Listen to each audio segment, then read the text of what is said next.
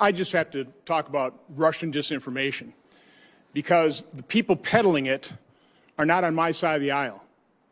Senior Democrat leaders, including Ranking Member Peters, were involved in a process of creating a false intelligence product that was supposedly classified. They leaked to the media that accused Senator Grassley, the President Pro Tem of the Senate, and myself of accepting and disseminating Russian disinformation from Andrei Derkach. I'd never heard of the person until they brought it up.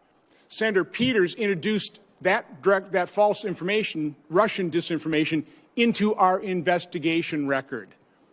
50 people associated with the intelligence community after our Hunter Biden investigation and the revelations of the Hunter Biden computer said, "Oh, this is Russian disinformation." Now we find out, no, it's a real investigation by the Justice Department. So it's just galling, and I just have to point out that the purveyors of Russian disinformation, Hillary Clinton's campaign, the DNC, the Steele dossier, the Ranking Member Peters accusing Senator Grassley and I of disseminating Russian disinformation, that's where the disinformation is coming. That's where the false information, the lies, the false allegations.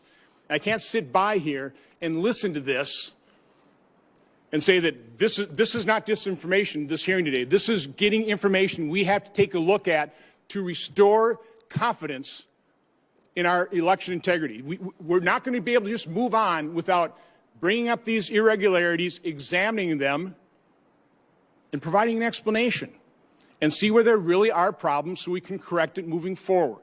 Senator Paul. Mr. Chairman, I got to respond to that. I mean, you're saying I'm putting out information. Well, one, it had nothing to do with this report. You lied repeatedly. I did not. You lied repeatedly in the press that I was spreading Russian disinformation, and that was an outright lie. And I told you to stop lying, and you continue to do it. Mr. Chairman, this is not about airing your grievances. I don't know what rabbit hole you're running down. You talked about Russian disinformation. Down rabbit holes. Senator Paul. This is simply not what we're dealing with. Paul. But, Mr. Chairman, you can't make these false allegations and then dropping it there.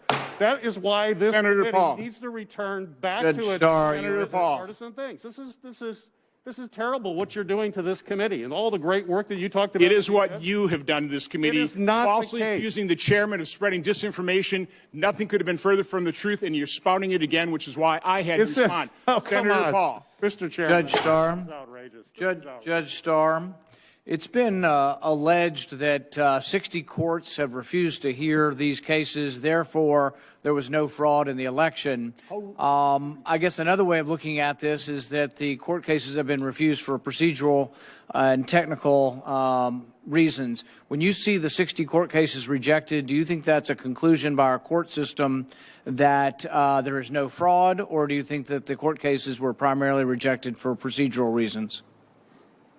Right, Senator Paul, it is my understanding that the vast majority of these cases were rejected for rightly stated procedural reasons, as opposed to merits-based or substantive-based evaluations. And of course, we saw that very recently, and I think most dramatically, by the Supreme Court's unanimous rejection of the bill of complaint filed by the Texas Attorney General, my home state here. And the entirety of the decision was based upon the legal concept of standing. You just don't, Texas, have standing to object to what happened in Wisconsin or Pennsylvania or whatever. And that is a reasonable ruling. There are those who would quarrel with it, in that we are a United States of America, and if something bad happens in one state that ends up having an effect on another state, we have such respect for our states as sovereign entities within our union that the argument is, I think, quite reasonable. And I think others think it's quite reasonable that at least the matter should have been heard under the original jurisdiction. I think that's a key example. Yeah, and I think it's important